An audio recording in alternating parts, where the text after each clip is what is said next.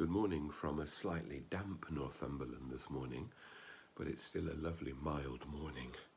And as the farmers keep saying, and I keep hearing from the gardeners, we need the rain. I'm really excited by the readings today.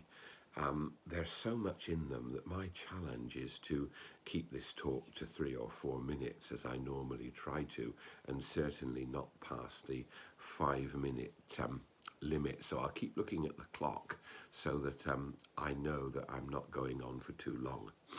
Starting with the Acts of the Apostles, we have this marvelous story, the story of Philip and the Ethiopian eunuch. It's quite a long story, and it will bear rereading again at home.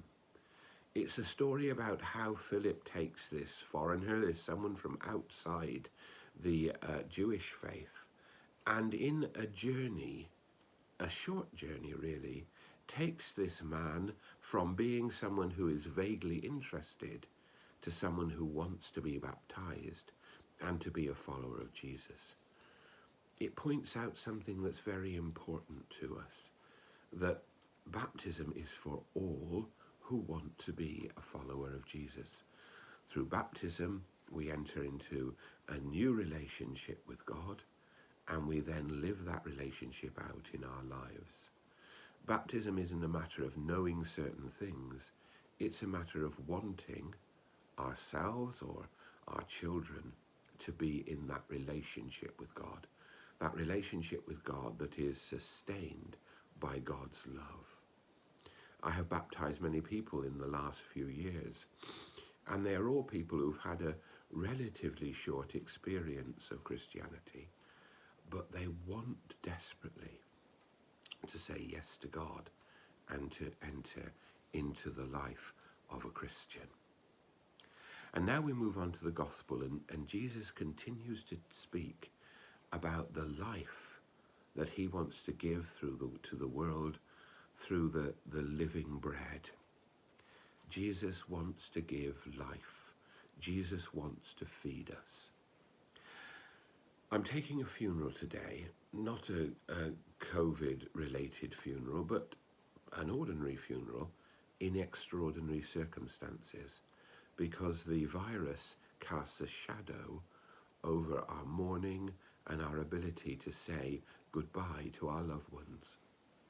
Many years ago, someone said to me, the important thing to remember when you're taking a funeral is to be clear about what you believe about the person who has died and their relationship to God. And I've always felt that's very important. When I take a funeral, I have 2 things in mind. Firstly, that Jesus came and lived and died and rose again for all people, not for a few people.